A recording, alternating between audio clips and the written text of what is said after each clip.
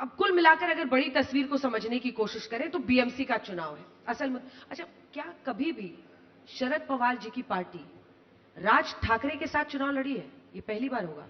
ये पहली बार हुआ है क्योंकि एमएनएस तो अभी तो आपको बनी है ठीक 10 साल पहले। 10 साल पहले तो हाँ, हम बनी है वो। हाँ।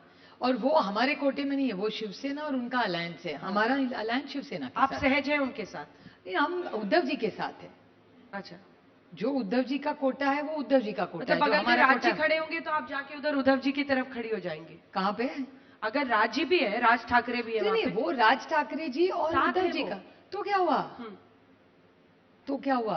गलत क्या है उसमें? नहीं, क्योंकि हाल ही में उन्होंने नॉर्थ इंडियंस को लेकर मुंबई में, महाराष्ट्र में लेकर, उनका एक एजेंडा रहता है, टैक्सी ड्राइवर, चाय बेचने वाला, उसको लेकर वो हमेशा आक्रामक और वो रहते हैं। बीजेपी के भी साथ खड़े हुए थे ना। यही राज ठाकरे पिछले 2 इलेक्शंस में बीजेपी के साथ खड़े थे, यही तो इश्यूज थे ना। BJP is a national party, largest party, party with a difference, बहुत सारी चीजें हैं।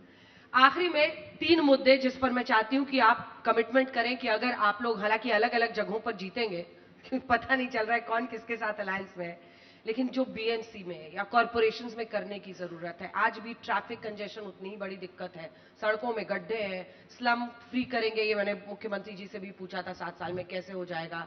बहुत सारे, मीठी मीठी नदी का डिसिल्ट करना, पानी का जल जमाव हर साल होता है, ये सब कैसे बदलेगा? What is your vision? तो आर बेसिक विजन इज, पहले जो मतलब मुख्यमंत्री जी को मैंने बहुत बार खत भी लिखा है इस बारे में कि Jal Jeevan mission it's one of the finest programmes केंद्र सरकार ने शुरू किया था। जल जीवन मिशन हमें भी ये बहुत अच्छा लगा था कि एक बड़ा अच्छा प्रोग्राम हो रहा है।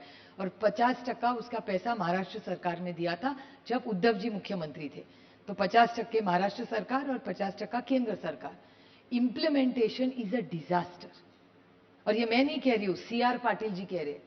हर डिस्ट्रिक्ट में इंक्वायरी लगी हुई है आज महाराष्ट्र में। तो जब ये महाराष्ट्र सरकार कह रही है हमने इतना पानी के लिए लिया, कल ही मुख्यमंत्री जी ने कहा 250 करोड़ हम देंगे इस कॉरपोरेशन को।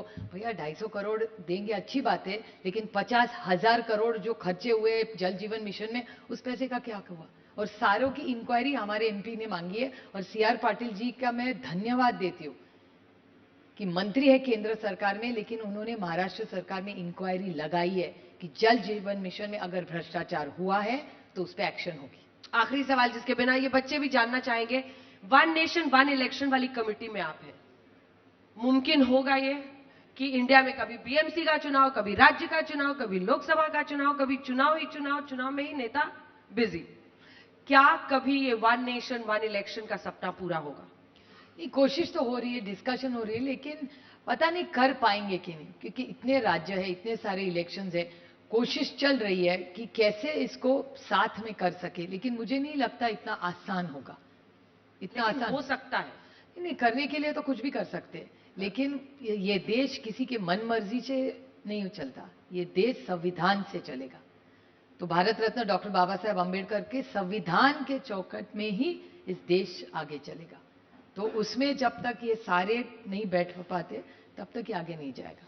सुप्रिया सुले जी, आप मुंबई मंथन में आई, इस मंच Thank you. पर आपने हर सवाल का जवाब दिया। तालियों के साथ बहुत बहुत Thank you. धन्यवाद आपका। Thank you so much ma'am.